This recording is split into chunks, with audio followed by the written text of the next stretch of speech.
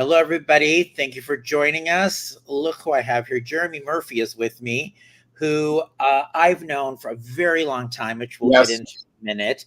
He is the former editor-in-chief and creator of CBS Watch magazine, but he has a new book. His newest book is out now, too good to fact check, but this is the part I like. Flying the Skies with Stars, Scotch and Scandal, mostly mine. Yes, mostly mine. Jeremy, it's really great to see you. And You too. here you are writing another book about your adventures, but this one is kind of like what it's like for someone like yourself who's like behind the scenes of these shoots with these celebrities, putting all this together, right? And is it more like the foibles and perils you went through to Yeah, right? Yeah. 100%. So this book is more personal. So my first book was a comedy book about millennials and wokeism and political correctness in the workplace.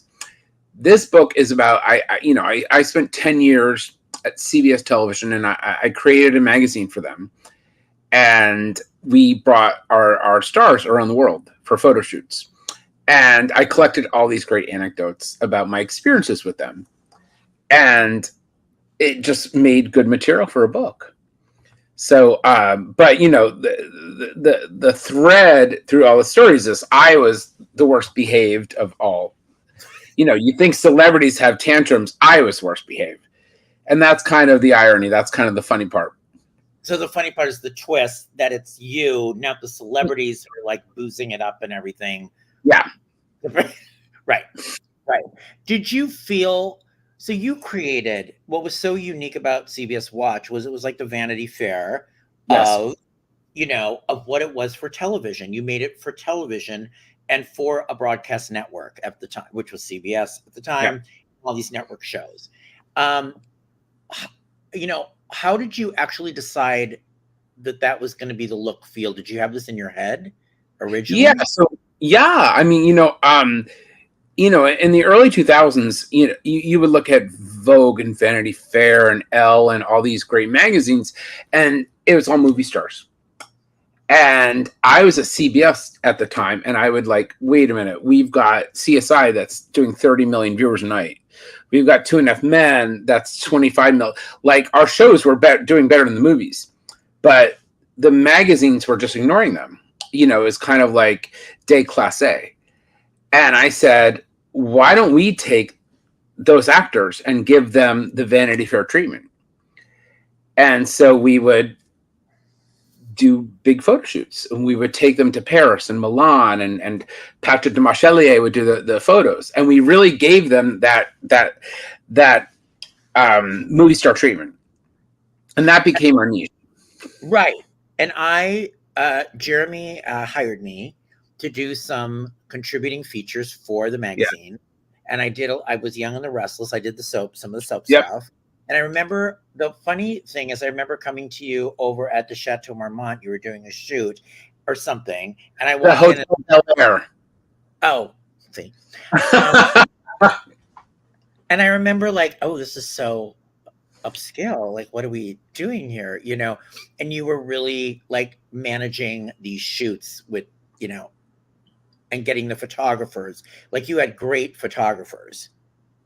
I mean, we had amazing photographers. We got to use Patrick, Ellen von Unwerth, Ruben Afonador, Art Streiber. Patrick's got a in the book, right? Yeah, Patrick is very much in my book. He's a legend, and he shot Princess Diana, and he shot Vogue, and Vanity Fair, and Bazaar, and I got to hire him. I get to work with him 6 times, and he was very expensive, but he was worth it. And he kind of raised our game. And once we got him, we got Christian Dior as an advertiser. We got Tom Ford. We got Ferragamo.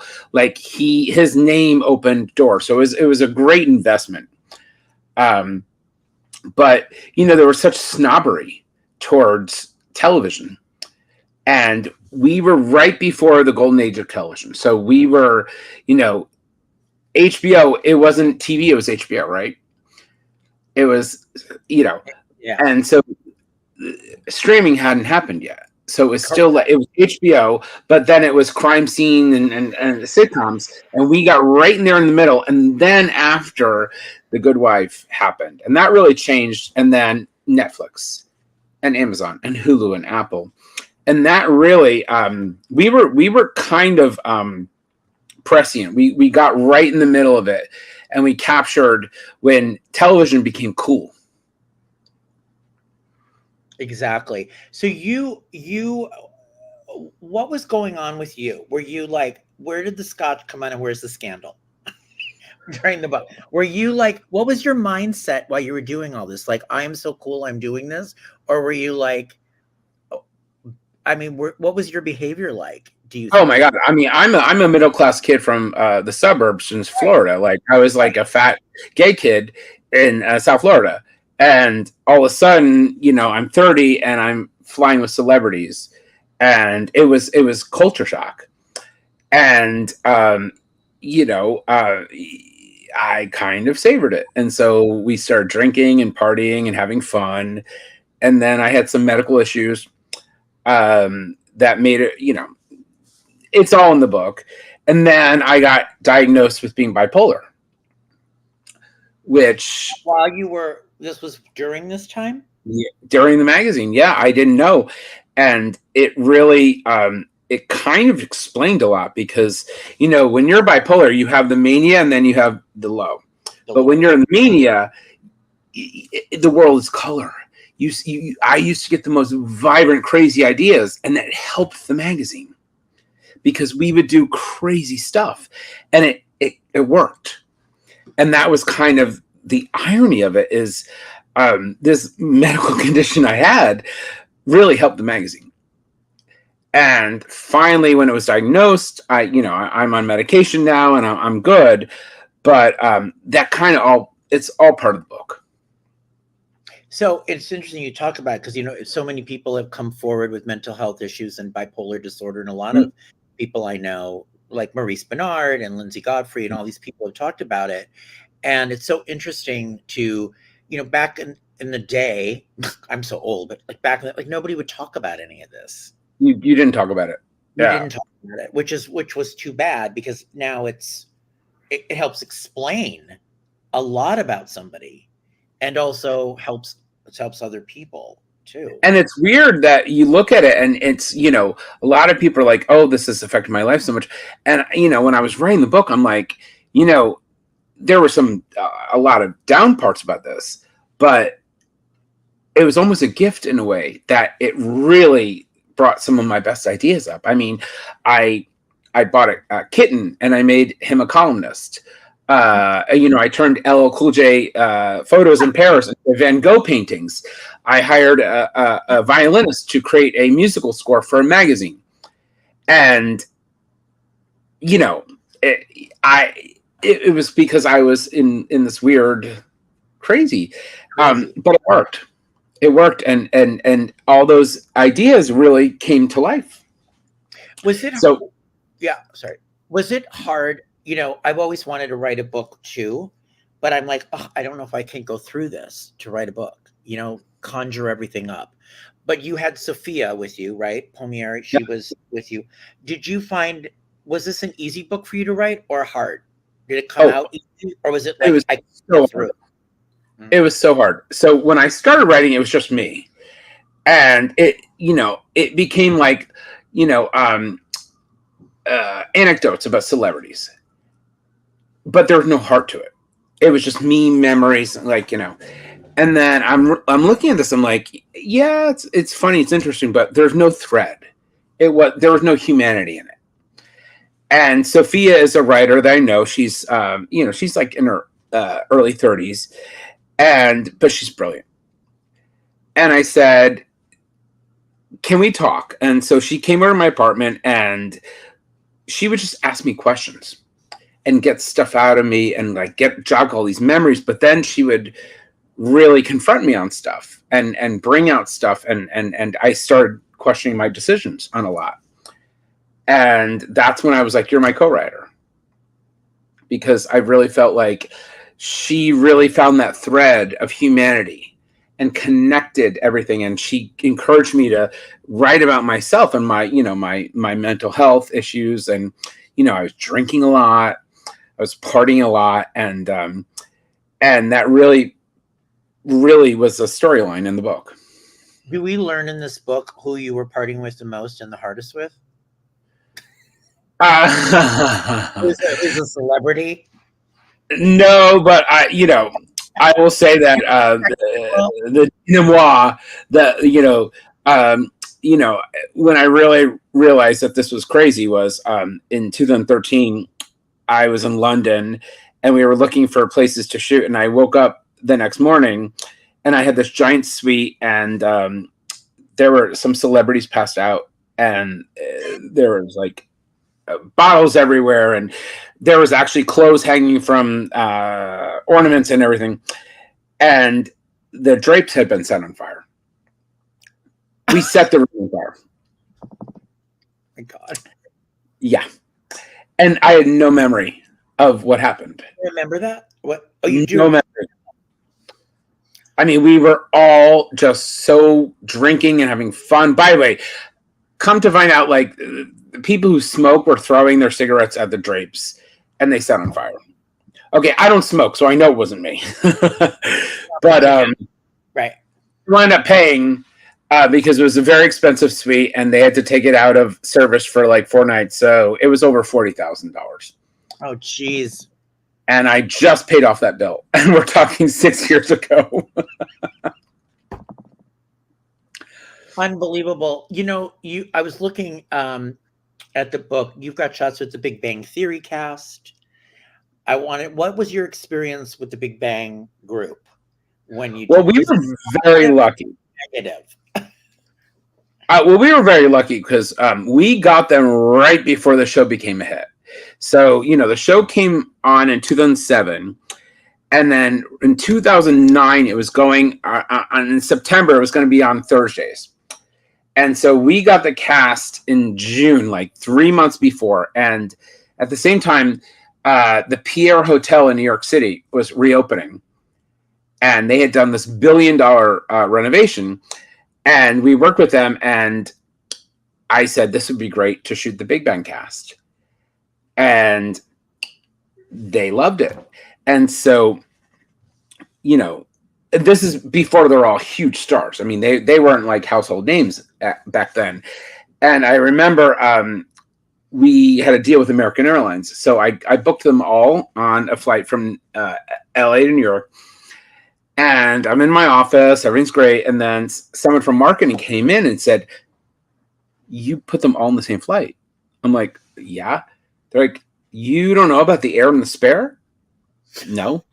Oh no. You never put them all in the same flight, because if that plane goes down, you've killed the franchise. You have to fly them all separately. I didn't know this rule. I never knew that rule. I've never heard of that rule. The air and the spare. You know, the prince and Will and Harry never fly in the same plane. That I get, I guess. Okay. Yeah. So I was like, when literally I was like, I think I had an ulcer by the time, and I'm like literally checking like the computer to make sure it landed. And we shot them. They were fantastic. They were so sweet, so genuine. And you know what I didn't realize was Johnny Galecki and Kaylee Cuoco were hooking up during my photo shoot. I didn't know this. And then coming out later, you know, me, you know, okay, Woodward and Bernstein, I miss everything. You find you didn't put it together, and then you did. I didn't know until they said, you know, because I'm doing the photo shoot. But they were the most amazing actors. Just Johnny Galecki is like a poet. Jim Parsons is exactly how you think he is. He is Sheldon. Kaylee Cuoco is beautiful and bubbly. Kunal and Simon, they are just a dream. And I felt like it was the last time we would get them all together without, you know, because we were not Vanity Fair. Right. Yeah. We would never have gotten that after, because then People Magazine and... Right, would have got him. But didn't you do a whole other photo spread, a whole story with Kaylee later. Oh yeah, Didn't we shot her twice. I feel like Patrick DeMarchale shot her, yes. which was amazing. And then we shot her again in London. Yeah, I mean she was amazing. I mean all the actors were incredible. They were so Mayim Bialik. We took her to Paris and Jerusalem. Johnny Galecki, we brought him to. I mean, they were just so much fun. Did you have what of the shoots? And I don't know what you want to say and not give away from the book, but was there one of the whole time you were doing this that was the one that was just the worst? Oh my God! I can literally. Harrison Ford was an asshole. We shot him. Yeah. Oh my God, he was horrible. Not horrible. He was like very cranky. Cranky pants. Yeah. Yeah. He was an asshole. I mean, he was being an asshole. I'm not saying he is an asshole. But Lucy Liu was like I said her hostile glare could end global warming. Not a nice person. Well, not to me.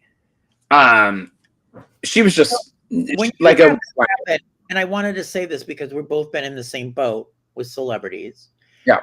What is your takeaway? How do you feel when they're like, oh my God, they are not what I was hoping they would be. I am so disappointed.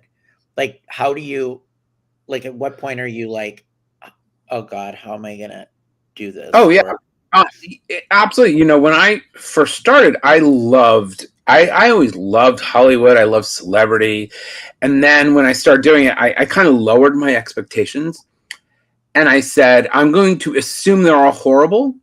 And when they're nice, I'll be pleasantly surprised. And I was very, very lucky that, you know, most of the actors were pretty good. I mean, the cast of The Good Wife was just the best. NCIS, except Mark Harmon. He was, you know, Harrison Ford.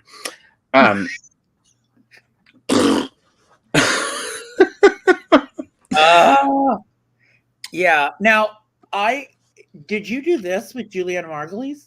Yes. That's us. I remember this going on. I feel like you and I were doing something else or YNR or something, but I remember this was a great shoot. It looked great. But how was it you were going with Juliana? Okay.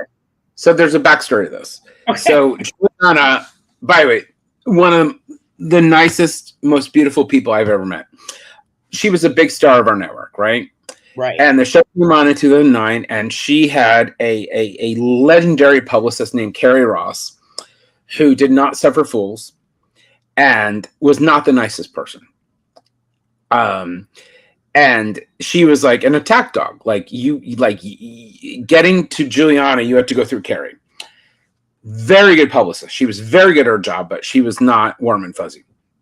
And it took us 6 years. And finally, in 2015, I said, Carrie, you know, the show is probably, you know, ending. We got to get Juliana. And she said, well, what are you going to offer her? And I said, what if we brought her to the south of France, the Hotel de Cap? And I got Patrick Marchelle to shoot it. I mean, meanwhile, I'm making this up. By the way, I have no idea how to pull this off. I'm just like spitball pulling it out of my head. And she's like, if you can pull that off, I'll bring it to her. And I did. And unbelievable. Juliana said, I'd be an idiot not to do this. And so we flew her to the south of France, the Hotel de Cap. It was just magical. It was like, this is so pretty. I mean, look how great these shots are in here. Oh my God. Like, that was Patrick. Yeah, Patrick did it, right? Patrick Marchelle was like, he's the best fashion photographer, I think, in the history of the medium. And he understood elegance and simplicity and just capturing a moment of time without the bells and whistles, without, you know, fireworks, just finding that moment that freezes time. And he got it.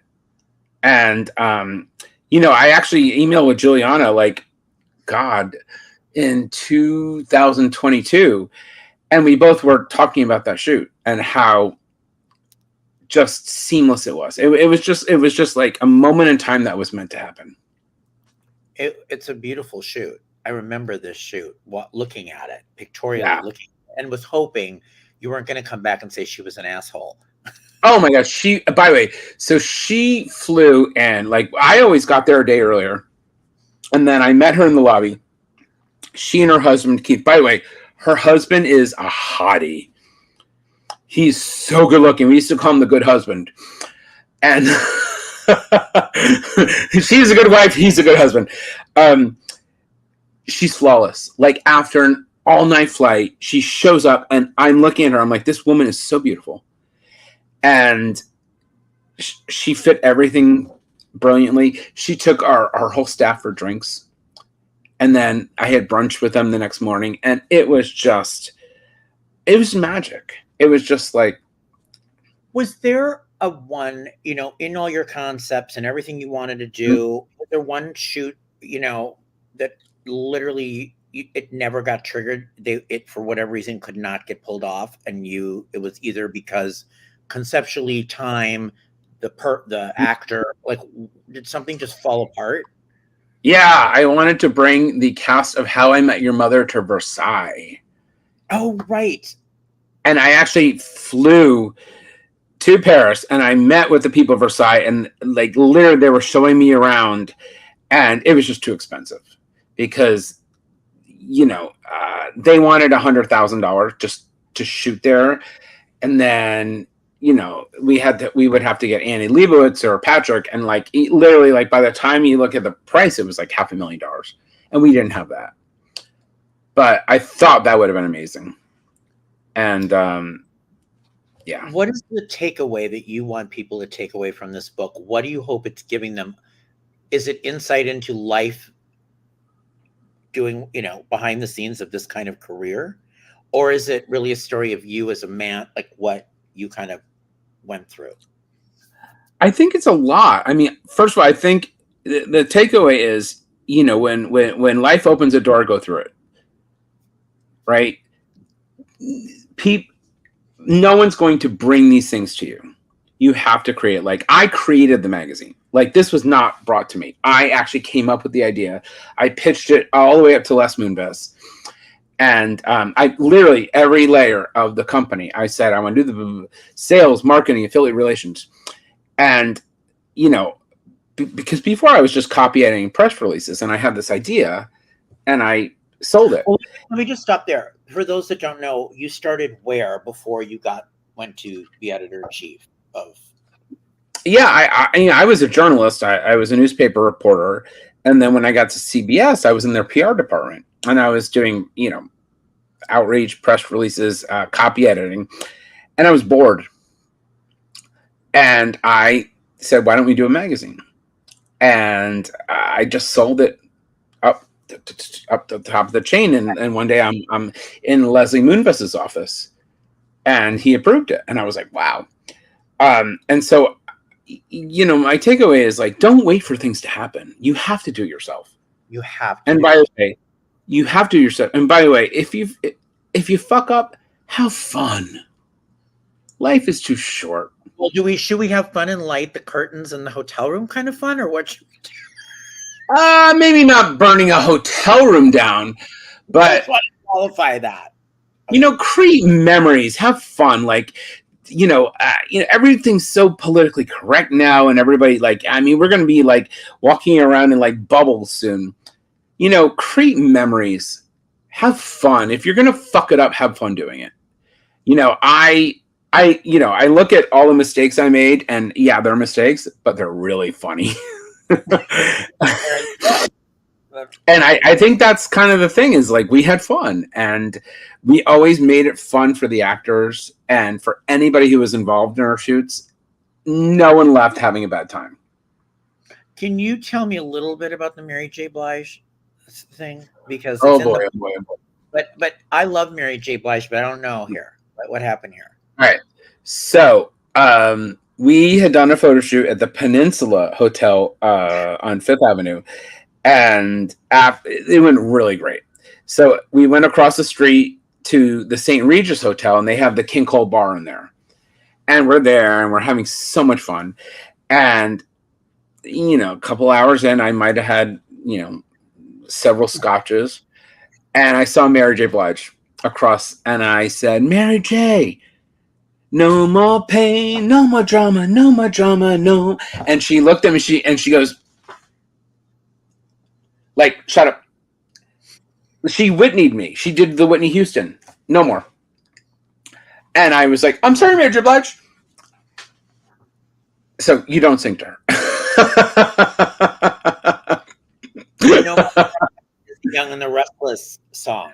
See, I thought you would like that. Which I loved when she did No More Drama. Because I'm a big fan. I just thought it was appropriate, and I thought she would appreciate it, but maybe not. Like, get out of here with your scotch. It wasn't like it wasn't like my bodyguard's going to kick you out. She just did the stop, and I was like, so I don't know if it was a wink and a nod, but we've talked, you and I, about ageism in this industry, and do you feel it as a is there in journalism, in being in it? I mean, is everything young now? You? Yeah, I mean, I'm like a dinosaur now. I'm a dinosaur.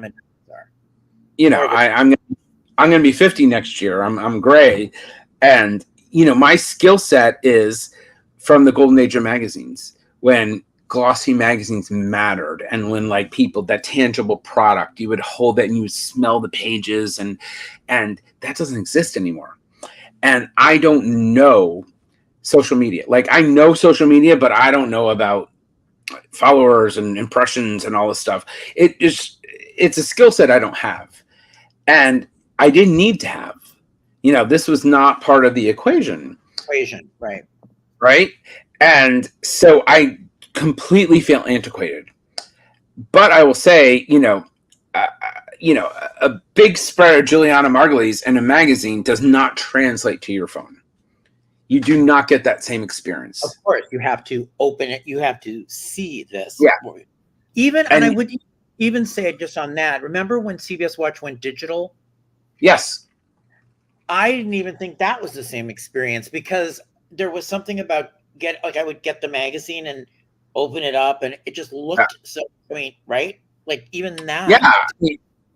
Where I always felt, and I think that kind of happened after I left, I felt like we were robbing the reader from the experience, because the experience was that tangible product of opening the magazine and seeing, an Annie Leibovitz photo or Demarche, and just, escapism and looking into the photo. You can't get that on your screen. You can't get that on your phone. And I feel like people are losing out now. And it saddens me that, people are not going to have that experience that we did. Yeah, everything's so fast now that when you were with magazines, and even you and I had these conversations when I pitch you stories from wine, I'm like, well, when would this come out? And you're like, well, 6 months from now. Right? Yes. The thing's happening now. And you always delivered. You always got, I would read your copy and I'm like, how did he get this? Because these actors I don't know how you got it. I remember you interviewed Peter Bergman. And he said things that and then you interviewed Justin, the guy who's on Trekker now. Justin Hartley was Adam, and why not? And you just got these people to say stuff that no one else got. And I was like, this is you were so good at that. Thank you. That was really cool, because it was great in this experience doing a full feature, and having the magazine, and we actually got them to open, they would open up and I'd send it to you and you're like, wow, they said that, and I always thought well, what a great get in the magazine too. You could go and read this that you don't get, but it's so different. We couldn't promote it if it was now. Yeah. Everything would go out so quickly. Justin Hartley said this and they would link to this, but I think it was ahead of its, well, it doesn't exist now. What did they end up doing with it? Well, the magazine closed, sadly, in 2022. And, I I mean, it was just, it really outpaced a lot. They survived longer than anybody expected to. I mean, there was a great publisher, Michael Rizzi, who really kept the reins, and they did great editorial. But print is not there anymore. No one's reading print anymore. There's no economy for it, and towards the end, it got where we had all these high-end fashion advertisers in the front, but in the back, it was all pharma. And it was this weird dichotomy. Like, there was no, it wasn't seamless. It was like, okay, and the front is luxury, and the back is like, if you say the drug, you'll die. And it was just, and it just became more and more, relying on pharmaceuticals. And if you look at any print magazine, it is all drug ads. And that is not that, it was never like that. Like our magazine, when you open it up, you had Dior, you had Ferragamo, you had all these great brands, and then automotive, and it was escapism. We like to take the magazine, go to a restaurant, read it by yourself, and escape. It's your time for you. Your time, right?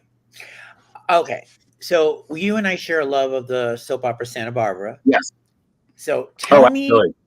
This is all right. So where did this come from, Jeremy? Where did you get hooked on Santa Barbara, and what's the deal? What is your thing? I will tell you this: when I was 9 years old, I had a babysitter who used to watch General Hospital. And in 1984, ABC had the Olympics, so General Hospital was preempted. And NBC premiered Santa Barbara. So she watched that, and I started watching it. And I got hooked because there was nothing else. I was single mom. She worked 2 jobs, and so I was at home with a babysitter a lot, and I just started watching it, and I just got hooked, and I thought, and the writing was so clever. I mean, the acting, in the beginning it was a little rough, but right around the time they got Robin Mattson and Jed Allen and Justin Dees, and it just clicked. You're right. There was that initial bumpy road, and then it clicked.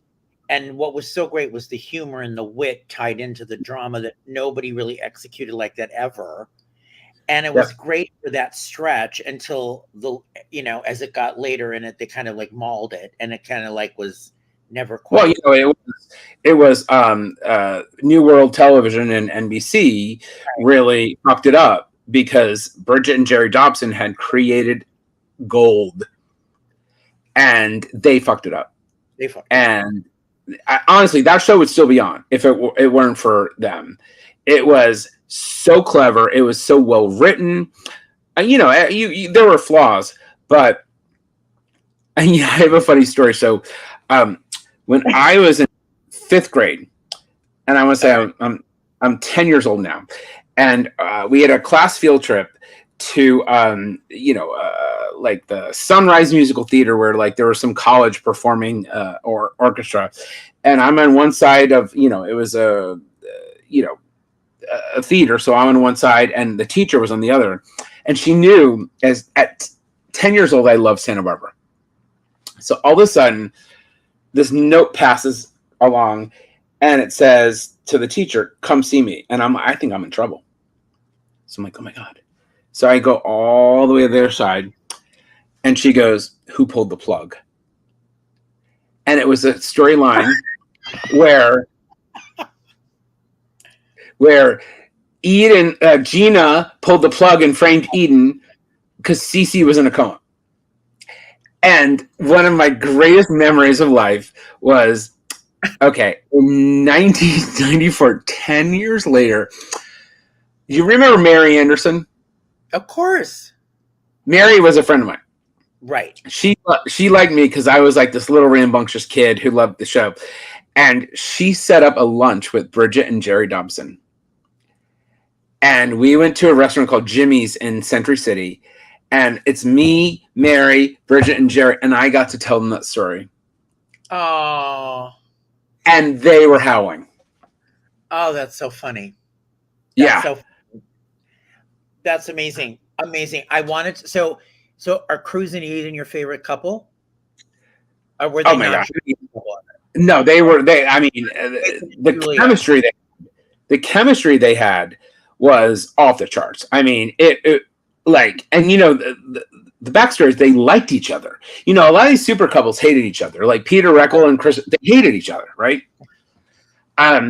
A. Martinez and Marcy Walker really liked each other. They had a very solid respect.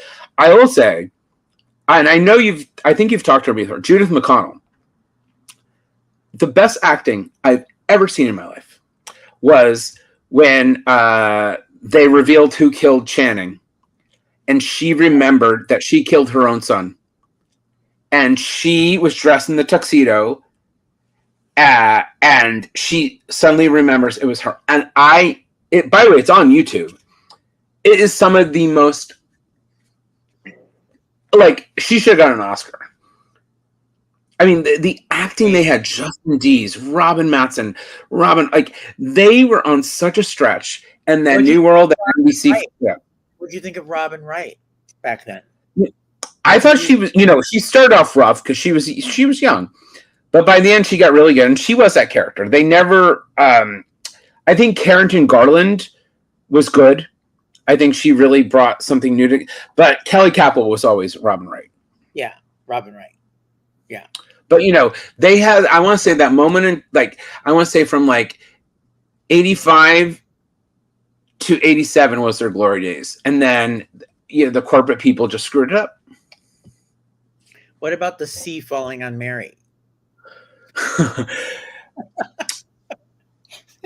By the way, I think it was Family Guy or Simpsons or one of those shows spoofed that. It is become, it's so campy. And I mean, leave it to the Dobsons to do that. Like everything was, but they always said that was their biggest mistake because the ratings went down when she died. When Harley was written off the show. I know. And she was very popular. They always said that was their biggest mistake, and they tried desperately to bring her back, and she wouldn't do it. But, I mean, that show was on fire. And General Hospital, like, the ratings were going up. And then they brought in Anne Howard Bailey, right, who the Dobsons hated because the show became it got a lot of violence, and it was never about that. And all of a sudden there's assassins and there's yeah, I know. That was the root of, Bridget didn't want her there. And that was the root of the whole lawsuit, that Bridget didn't want her, and New World and NBC were like, no, we do. And then they locked her out of the studio. And then she wins an Emmy. And then, Bridget won the Emmy, and by the way, the best speech ever, when she got on the stage and she said, they can lock me out of the studio, but they can't lock me out of the Emmys. And by the way, if you look at it and the faces of Jill Farron Phelps and Steve Kent in the back, priceless. Great. It's the greatest Emmy moment for her to say that. It really, really is right up there. Right. She deserved that. Fuck off. I created this show. She deserved that. They both deserve that. And not that the others people didn't, because I know they contributed, but she really deserved that. I mean, this is their show. I know. It was really hard to hear that she had passed away. And then when I interviewed Jerry recently with A. Martinez, which I think you saw. That was a great interview. I was like, this is so great. How did you get both of them? Like, I mean, how did you get both of them at the same time? I mean, that's a huge get. So basically, they both had won the Daytime Emmy, were honored with a gold circle honoree at the Daytime Emmys. And I have been close with A. Martinez for a long, long time. We've been friends because, if you know the story, is that I was producing the Daytime Emmy Awards when he won his Emmy, and I would put all the clip packages together and watch like and so I put the best actor clip package, Right. and this is at like the Marriott Marquis, and I walked over to him before and I said, I'm just telling you, I really think you're going to win this. You're going to win this. Yeah. And he's like, no.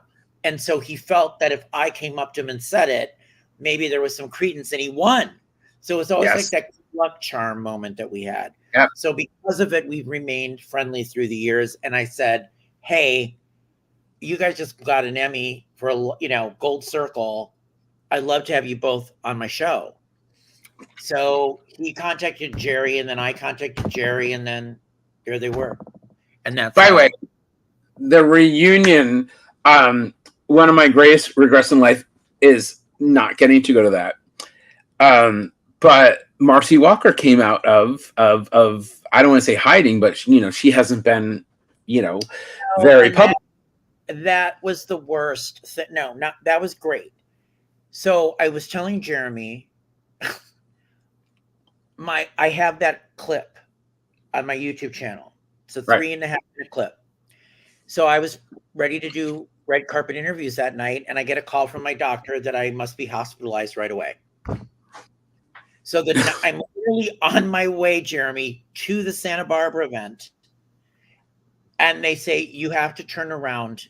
You have a massive infection. You cannot go. You need to head to the emergency room. Oh and my God. They had a space for me and everything to do the interviews. This was my plan. The camera guy, my videographer, was already there. I couldn't pull him. So I'm calling him. I'm like, hey, you got to just shoot this. I head to the hospital. The Santa Barbara thing's going on. I don't get to see Marcy Walker. The whole thing blew up on me. So then I said, just drop off the footage to me. Right. And then we create this 3.5. All I had was arrivals. I didn't know what else to do. But the great thing about it is people are watching that clip because nobody has had all the arrivals on. There's no repository of it for anybody to watch. But I was devastated. Yeah, same with me too. And but because I really wanted to go, but I also thought I was a fan, and I felt like those actors, that was their reunion. I felt they deserved to see them, to see each other without people being like, but that's how I felt. Felt like I would have been kind of like a fly in the wall. So in a way, I'm glad they had that to themselves. But Marcy did not do any interviews. She didn't, but she just looked so happy. And who found her? I know, I tried, but it was Wayne Davies find her? Because I know that was his event, kind of, right? Yeah. She looked so happy, and it was so jovial. And one of the things that came out of it was everybody really appreciated that experience. That show was so special, and it was just a moment in time, and it really and you had actors who were on from started in 84, and then actors who came on in 93, and they all came, and everybody just loved seeing each other. It was just so amazing. And then to see Jerry Dobson there, to see what he had created, it was just, I know it was, and I thought the same thing when I watched the footage. Yeah. Everybody was so happy to see each other, and you don't usually get that. And I really think that show is going to be remembered as one of the best written shows ever on television, daytime or nighttime. In those years when the Dobsons were doing it, Patrick Mulcahy. Oh my God! There will never be anything like it. Well, we have to wrap, but everybody should go get Too Good to Fact Check. I love the Flying the Skies with Stars, Scotch and Scandal, mostly mine.